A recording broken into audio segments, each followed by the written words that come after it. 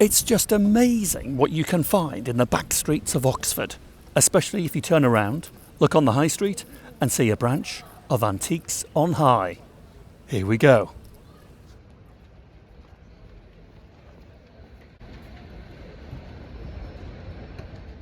Now, Austin, very good to meet you. Hello, David. Here we are in Oxford, Antiques on High, and I'm fascinated by your stock and your interest. It's very specific, isn't it? Can you show us the kind of stock that you handle and your passion, and tell us why you love what you do?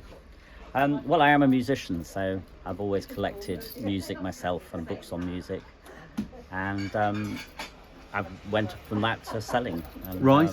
I've got all this, and this is only a fraction of my stock, a lot of which is online. Okay, yes, you do have. I mean, you've got to have thousands of pieces, Yes. I'm assuming. And I love locked cabinets, Austin. You've got some keys. Yep. You've got a locked cabinet. I'm assuming this is this the crown jewels in here? This or the other one, but I was going to show you these because these I'm particularly keen on. Okay. But they're very obscure.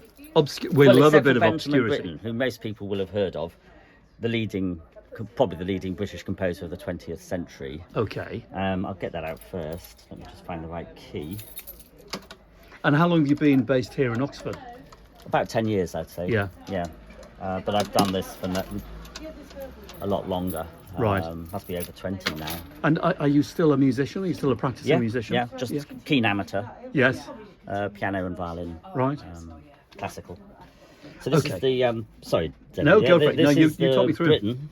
So Benjamin Britten, tell us who Benjamin Britten was. So he's probably the leading British composer of the 20th century, most people would say. This is a late work by him. He wrote a lot of choral music, but this is signed I see. by Britten on the Okay. title page there.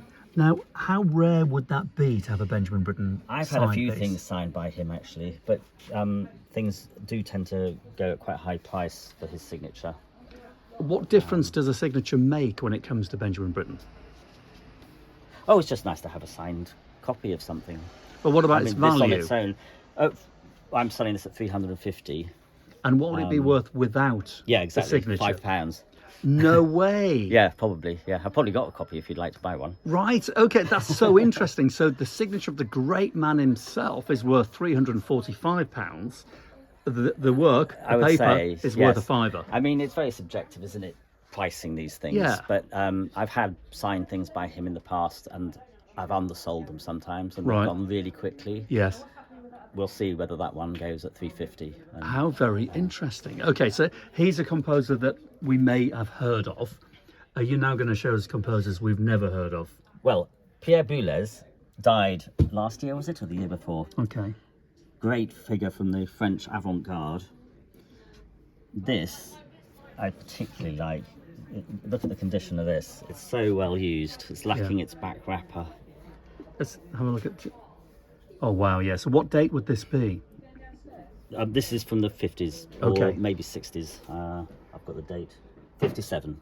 57. That's what you'd call a patina, isn't it? Yes, of course, of course. And it's all part of its charm because it used to belong to Harrison Birtwistle, Sir Harrison Birtwistle, So what have we got there? Oh, isn't that lovely? who's an enfant terrible of the British avant-garde. He died last year. And this he must have had when he was a child, because this is his childhood address. Wonderful. And what exactly is it? Can we just have a look through the pages? Very famous for people in the classical music world. Very famous piece of contemporary music, but very hard, Is it really? ridiculously so. Yes. Is it? Even to an accomplished musician like yourself? Well, I couldn't go anywhere near it. Really? No. Okay. Who would you sell that to? What kind of market do you have here in Oxford? Actually, there's a lot of students, but of course they won't be buying this. That's at 550. Yeah, they're unlikely to have the money. So this is very much more aimed at the classical collectors. And there are people who collect signatures or interesting early editions of things. And what about your stock? Do you have to search literally online around the world in auctions, or do you find bring it to you? Mostly now it's people bring it to me. Right, that's private handy. sales. Yeah, Handy. I used to go around. I used to travel all over and buy from other dealers. Yeah. but there were fewer of those. Yes. So now it's mostly word of mouth, people being passed on to me. Right. And there aren't that many people who buy No. what I buy. So, No. Do you know what? You're the first person I've ever met that buys what you buy. So, do you love your work? Do you love your job?